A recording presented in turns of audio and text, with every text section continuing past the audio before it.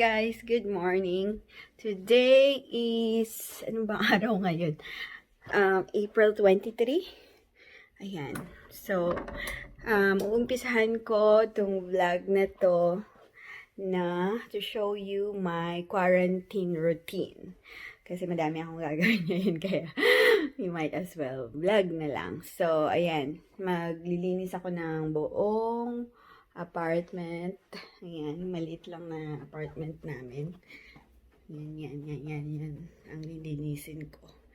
Ayan, buong kusina. So, it's 7 o'clock. Usually, nagigising ako ng 5:30.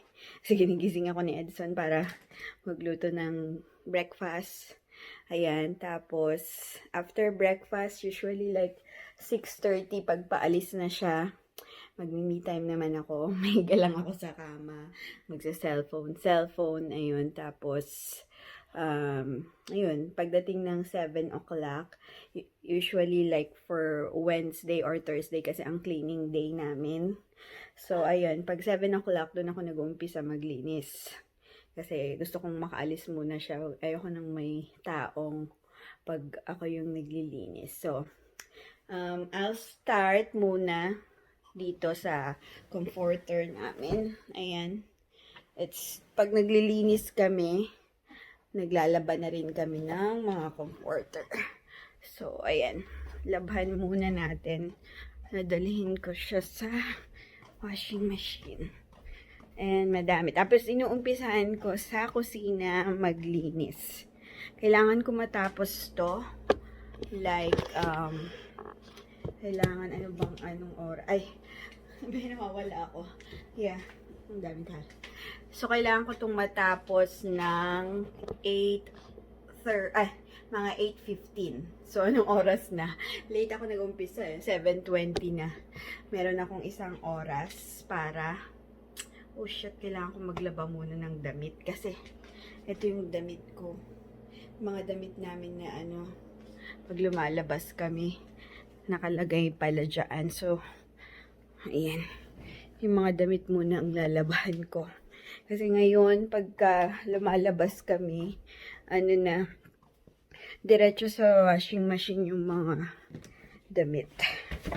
Para hindi na dito sa kwarto. Ito yung lagayan namin. Ayan. Kalat, no? So, ayan, maglaba muna tayo para naghihintay yung labahin. Ay, para hindi na ako maghintay mamaya.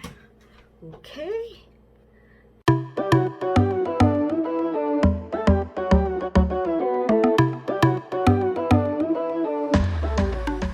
Pag ako naglalaba, halo-halo na. Yung sabon. Ay, hinihingal pa rin ako.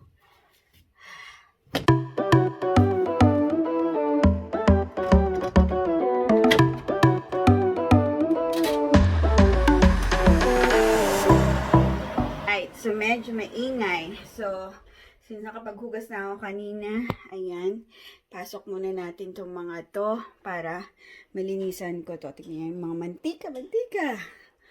Yay! So, yan. Pasok ko muna to.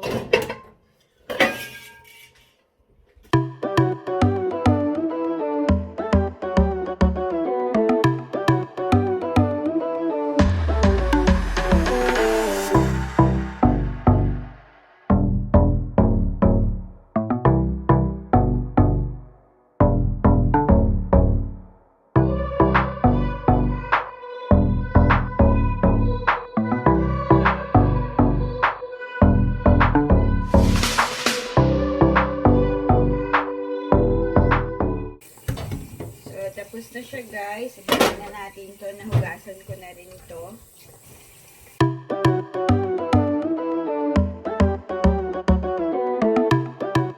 Naman yung mga surface na yan. Ayan. And then, ayan yung mga space. Dami naming kalat. And ito. Tatanggalin ko lahat yan. Okay. So, sinasabon ko muna lahat using this one bago ako mag-disinfect. Ayan. Ito yung gamit ko, Lysol.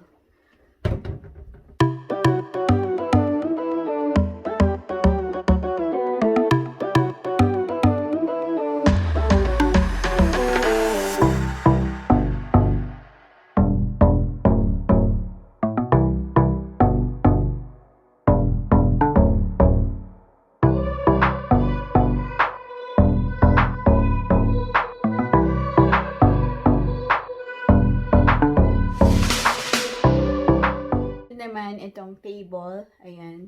Kita nyo. Ayan. So, nandito yung halaman ko. Mga herbs. Ayan. Dito ko muna linalagay para maarawan siya.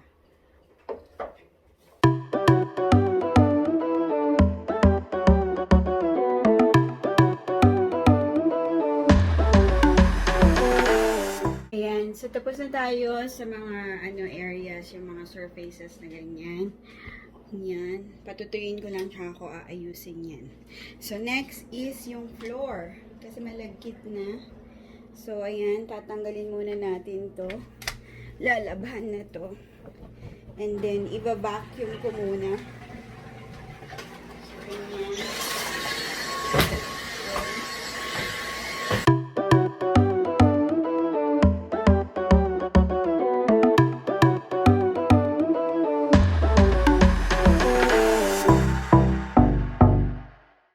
So, after ko itong ma-vacuum, ito naman, gagamitan natin ng ganito.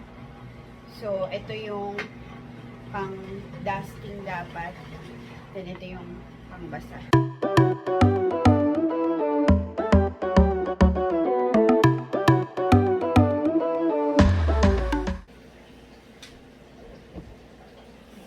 Okay, so tapos na tayo sa kitchen.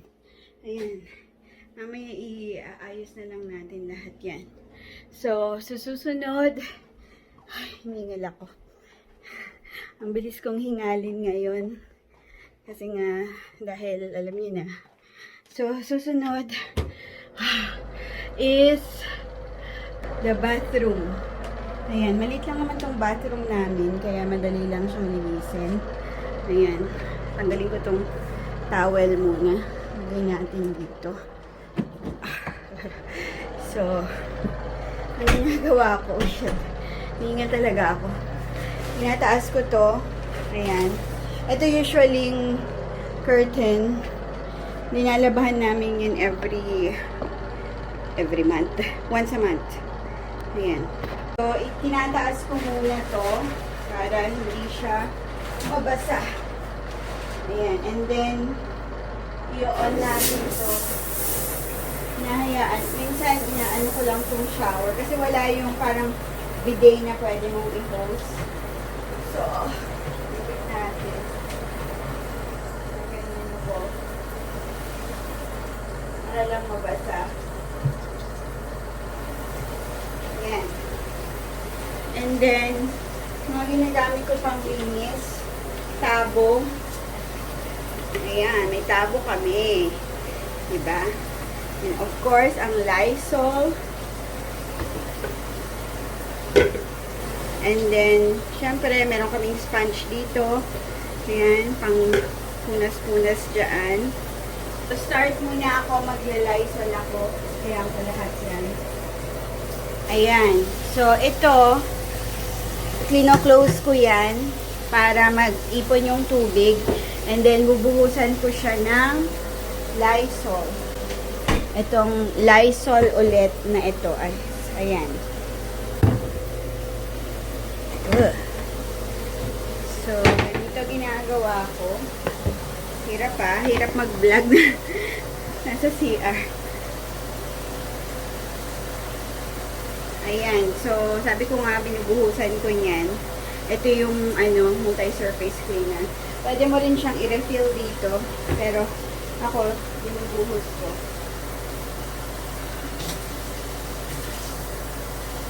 Clorox pala yun naman.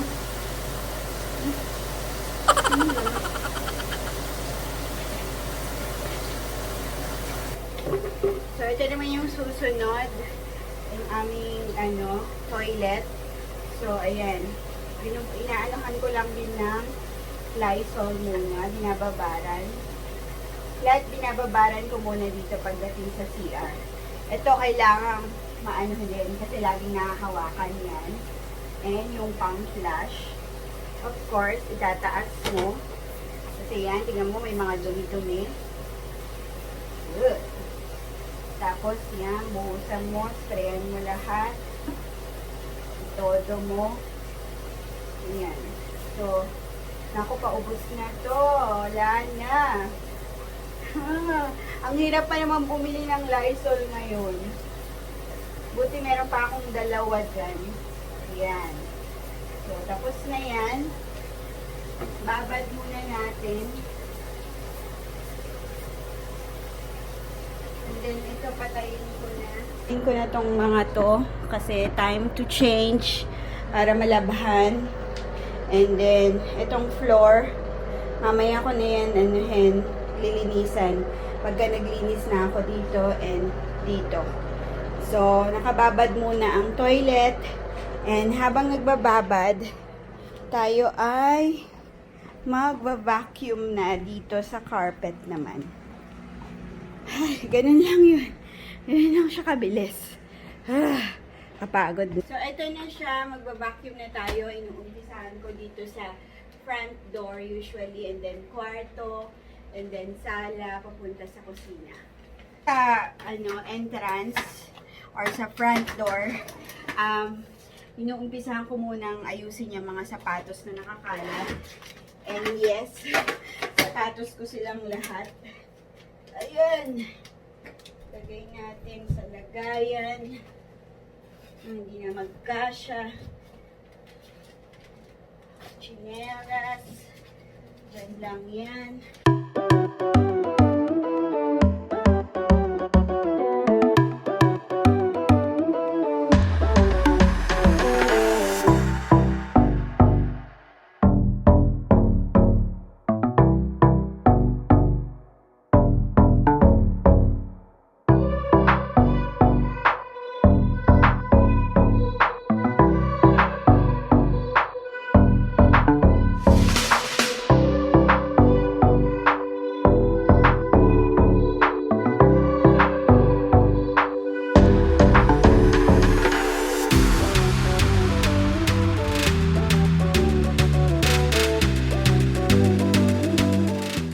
Pakita ko lang, nandyan yung mga paraphernalia namin. So, COVID paraphernalia. Ayan yung gloves. Ito yung Lysol. And then, ewan ko bakit ako naglagay ng sanitizer dyan.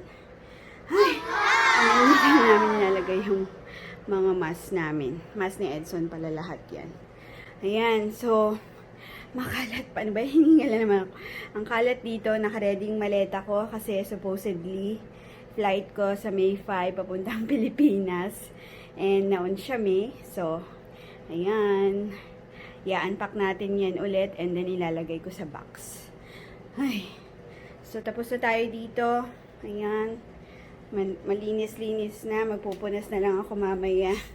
Yung mga halaman ko. Ayan. Ito malunggay. Ayan, kamatis, sili. Tapos mga pinagbibili ko lang yan. So, ito yung gamit ko pang dusting. Ayan, yung mga singit-singit. Kailangang i-dust. Yung sa TV. Ganyan. Ay, hala.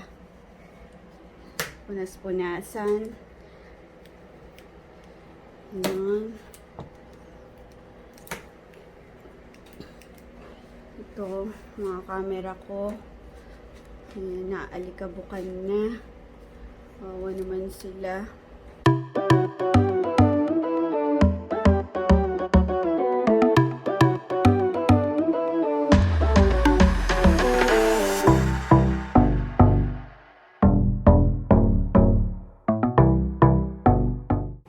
So, tapos na tayo sa pag-vacuum. And, tatanggalin ko na ito. Ay!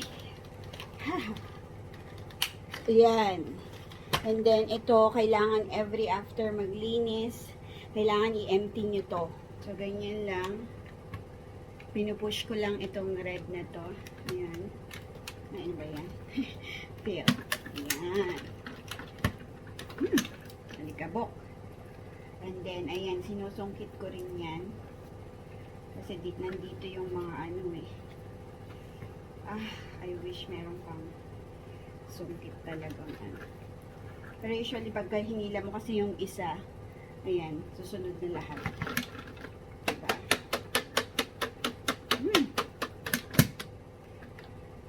I-charge nyo siya para sa susunod kong paggamit. Sina-charge ko yan.